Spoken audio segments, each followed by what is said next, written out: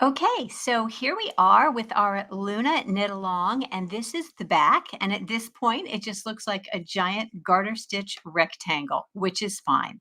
What we're going to do now is we are going to bind off for the shoulders. And for the size that I am making, it says to bind off 24 stitches at the beginning of the next two rows. So we're going to bind off 24 stitches here. We're going to work across, we're going to turn it around, we're going to bind off 24 stitches. And then it wants us to put the remaining stitches on a holder. I feel pretty strongly about having a firm back neckline.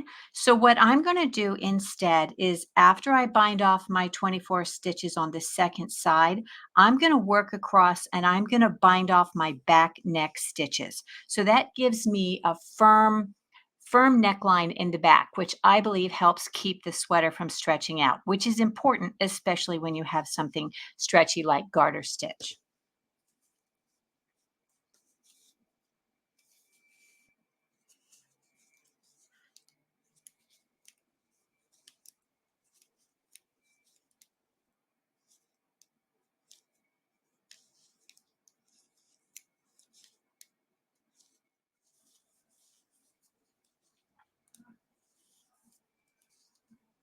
Right, so now we're going to turn it over and bind off our 24 stitches on the other side, or however many you're supposed to bind off for your size.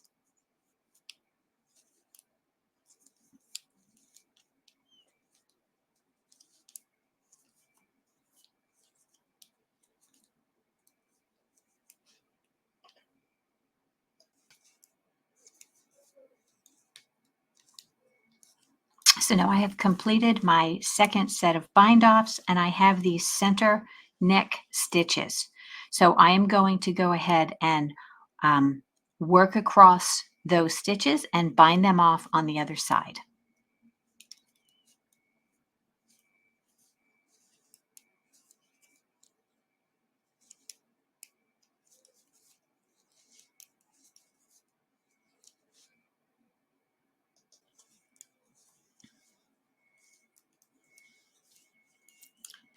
All right, so these are my 44 back neck stitches and I am going to bind them off.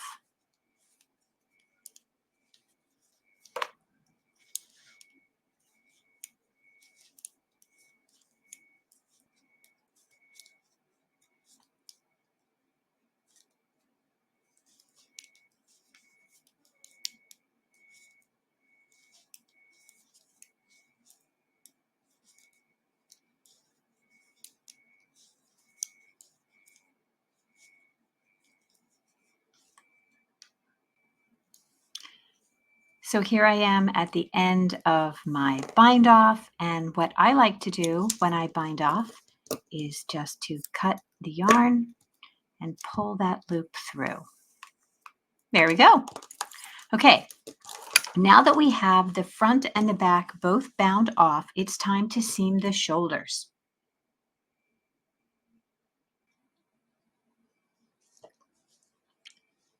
So here we are. This is our front. And when I am seaming, I like to have my work facing up and one side of the fabric away and one side that's near. So basically what we're going to do is we are going to work shoulder to neckline. Okay, so we are going to seam these together with a stitch to stitch seam, which means we are going to start at the edge here and we are going to come up through the center of the selvage stitch on what I call the near side. And then we are going to come up through the selvage stitch on the far side.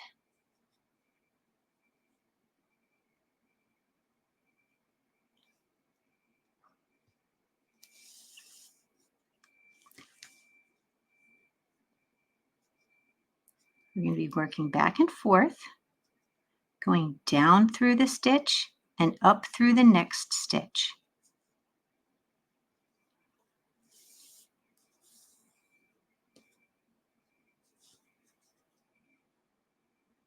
And then we'll come back and we'll do the same thing on the other side. Go down through the stitch and up through the next stitch.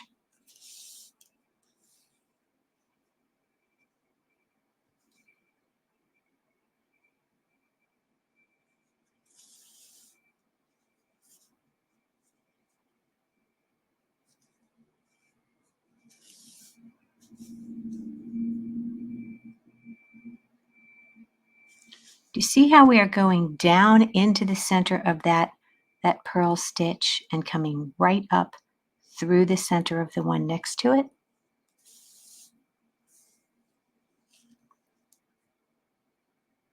And the same thing on the other side, down through the center of that and then up through the one next to it.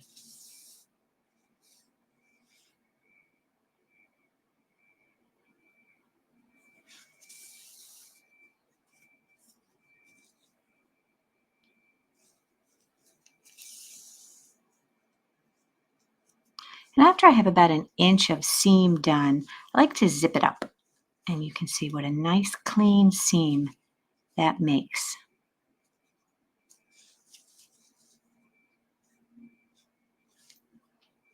We're going to work all the way across.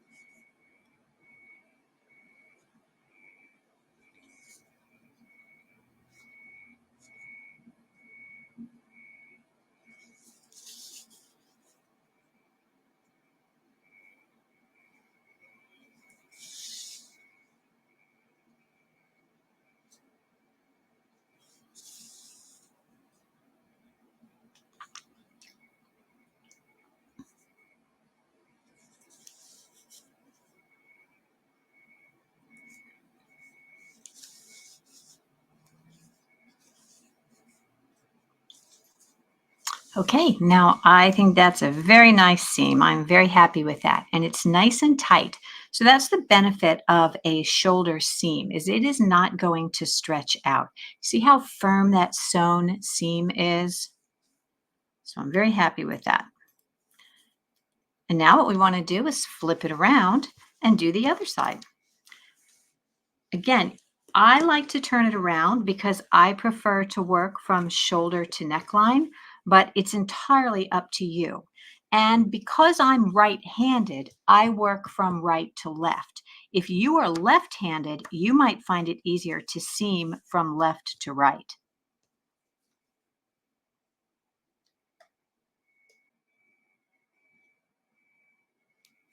And you'll notice that although I have yarn hanging from my fabric, I'm always going to seam with a fresh piece of yarn.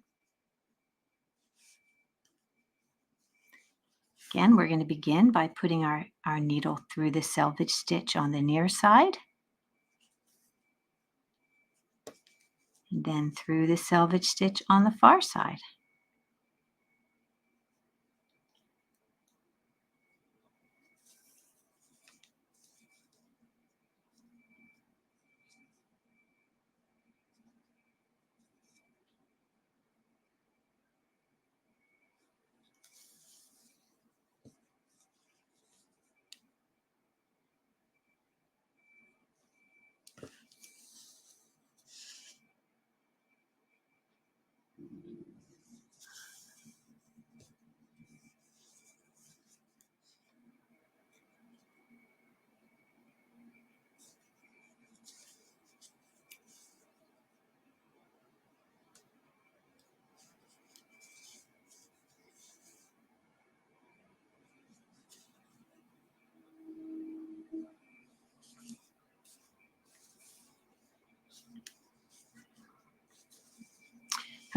Now both shoulders are complete.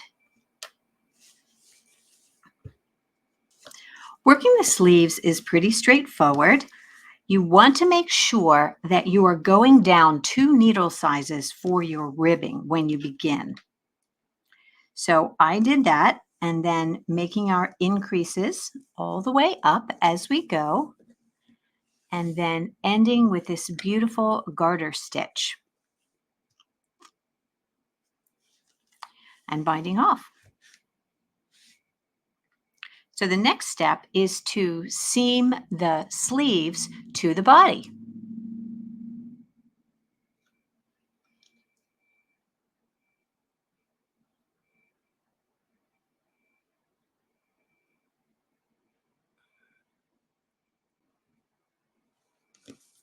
I had planned to work these sleeves along with you and to start at the bottom and just go on and go through the increases with you. But I ended up having to go to the West Coast and I didn't have anything else to knit. So I went ahead and I finished my sleeves, but they're very straightforward. You're just going to be doing those increases every fourth row for a time and then every sixth row. So that'll give you your sleeve. That's the right length. And again, it's very easy to do. If you have a problem or a question about working the sleeves, please put it in the chat or in the comments. I will be happy to help you and answer any questions that you might have about making this sleeve.